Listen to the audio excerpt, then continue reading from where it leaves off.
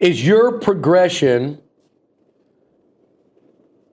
in the octagon, has it been as rapid as Marcel Reed's progression at quarterback? Has it been as rapid as Mike Elko's culture setting into what he walked into in terms of building this program? More like one of our coaches in the early 2000s kind of progression as an A&M head coach. More like Fran. Yeah, okay. some good. So I was trying to segue into how quickly Marcel has ascended. Not just Marcel, but A&M football. Yeah. And I think Saturday or Friday night, as much as we want to make this game the be-all, end-all, we have to understand you can want to win this game in the worst way for your own personal reasons, for this football team being 12-0, if you want to see A&M in the SEC title game, which you and I both absolutely do. If you want to see A&M with the double, or not the double bye, with the bye, which I absolutely do. All of those things are plenty reason enough. You can want that and also understand it's not the be-all, end-all. Yeah. Again, Ohio State won the national title last year. They lost to their rival. They lost 2 games. Notre Dame played for the national title last year. They lost to Northern Illinois. Penn State was in the semifinals. They lost their conference championship game, and they lost to Ohio State. You had Georgia in the semifinals last year. They lost to Alabama, their rival, in Tuscaloosa. So it's not the be-all, end-all, but for a day and for a week, let's feel like it is. But understand, there's a lot more football to be played after that, possibly. You lose that game and win 3, you're playing for a national title. You win that game, every game after that matters infinitely more. Mm-hmm. It goes Texas game, it goes SEC championship, playoff 1, and on. Every game you play from Friday on gets bigger. But Friday's game, I wouldn't even say it's the biggest at this point, but it's the biggest right now for everything that it matters. And I think it's a great, when I say it's not the be-all, end-all, but it's a great measuring stick to say, like last year at this time, Texas came in here. They were 10-1. They were top 5 team. I forget what they were ranked. They might have been 3, 2, 4. I don't know. They came in here as a top 5 team, and A&M was the underdog at home, slight. And Texas came in here and they went up 17-0, and they had game control through right up until the goal line stand. Mm-hmm. First and goal from inside the 5, like you score at 17-14. For that little moment there, they did not have, like, it didn't feel like they had game control. It felt like it was about to be a 3-point game with half a quarter left. They got the stop, immediately took it right back. They were the superior team. They won both lines of scrimmage. Elko said after that game, I forget what his words were, but just basically that they just out-physicaled us. They, I think he said they physically manhandled us, I think was the phrasing. And he was telling the truth. I mean, that's what happened for most of that football game. And Texas went on to go to the semifinals. That was year 1 under Mike Elko. That was like Marcel Reed's 5th career start. That was the biggest game to date that Marcel had played in, started anyway. He came off the bench in that LSU game, so it was kind of like, hey, go out there and do it. Fast forward 1 year, A&M's undefeated. A&M's ranked number 3. Texas is clinging to flickering playoff hopes, kind of similar to A&M, where the Aggies would have been in the SEC title game had they won, but they were clinging to flickering playoff hopes. So it's the shoe's on the other foot.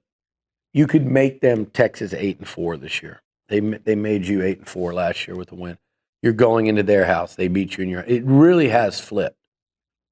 To make it truly flip, you go down there and you beat them. And I think the 2 things that you do is you win the line of scrimmage, and you say, that was then, this is now.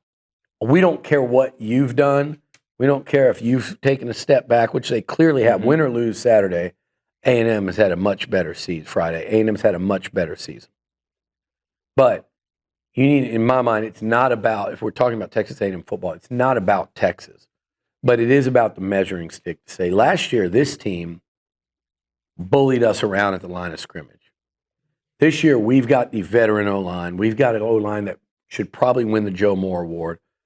We've got Cassius Howell and Regis and Hicks and grown men on Yedem and an array of other defensive ends that get after it. We've got the veteran football team. And statistically, over the course of a full season, we're better in most areas.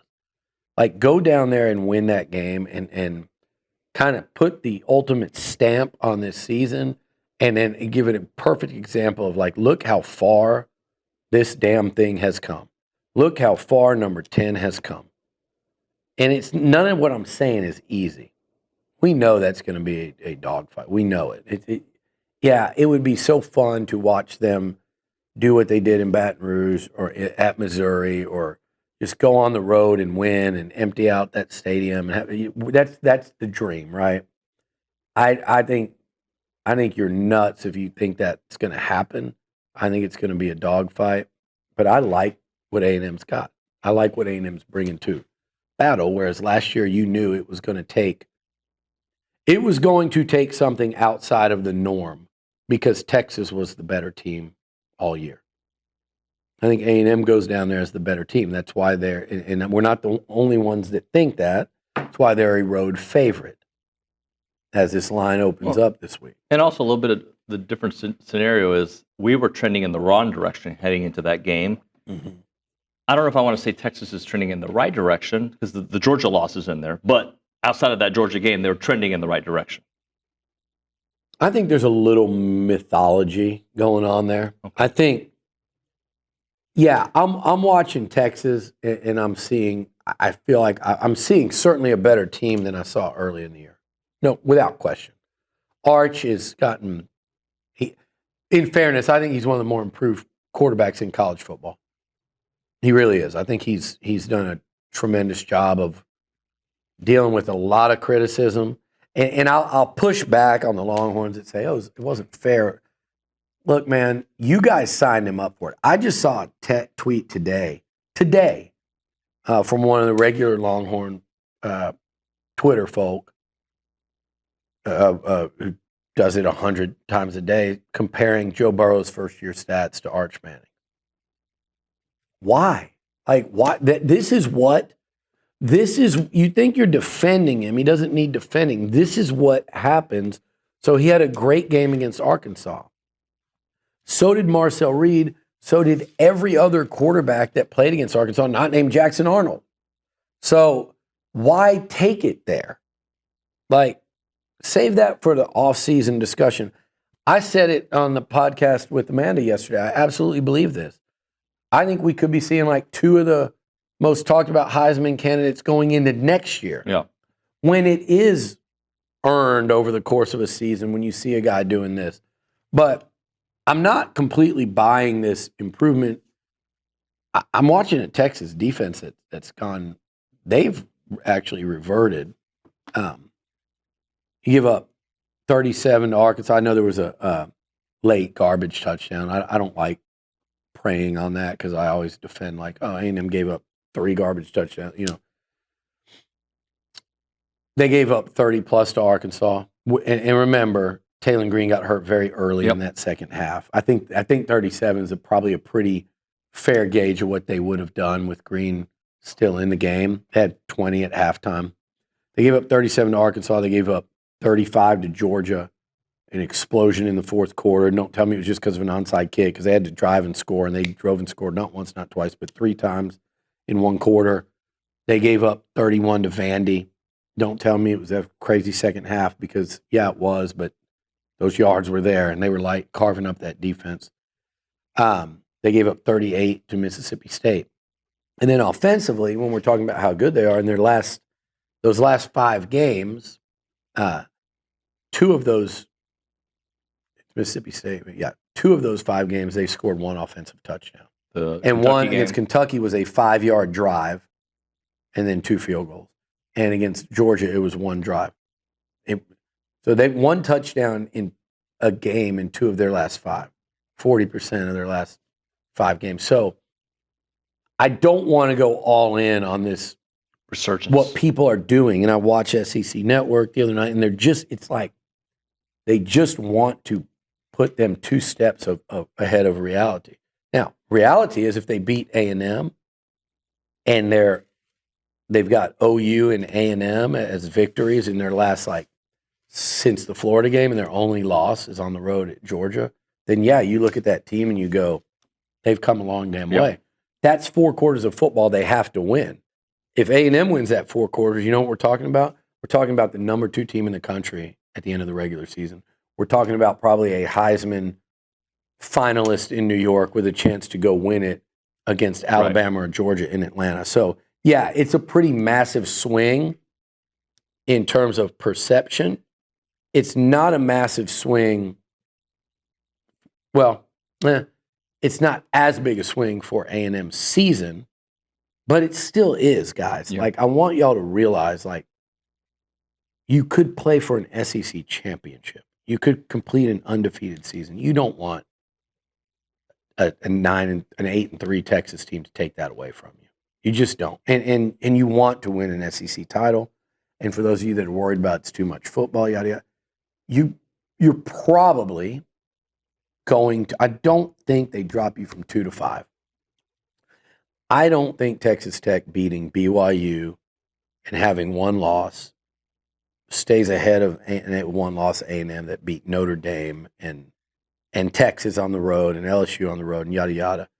A ranked Missouri team. You're saying if they lose in the SEC championship, I think they'd stay in the top 4. I think if you beat Texas, you're 80% going to stay in the top 4, and you might win an SEC title and go into this thing as the 2 seed, playing on New Year's Eve or New Year's Day in Dallas in the Cotton Bowl. There's a lot to be gained outside of pride. Somebody reached out to me and they said that it's sugar. It's the sugar. If A&M wins, the SEC champion is tied to the sugar. They're going to go to sugar. Yeah. So somebody who would know reached out to me. It was someone who would know. Yeah. Because remember what you did the other day. This person just came from the college football playoff meetings. Perfect. Okay. Yeah. So, then I know they try to tie conference ties and affiliations. Well, hey, okay, sorry. We're going to do NOLA for New Year's if you beat Texas, in my opinion. Thank you to Academy Sports and Outdoors for the free portion of this content here on TexAgs.com. If you want to listen to the extended version, go to TexAgs.com/subscribe and become a premium subscriber. And if you're a student at A&M, take advantage. We'll give it to you for free.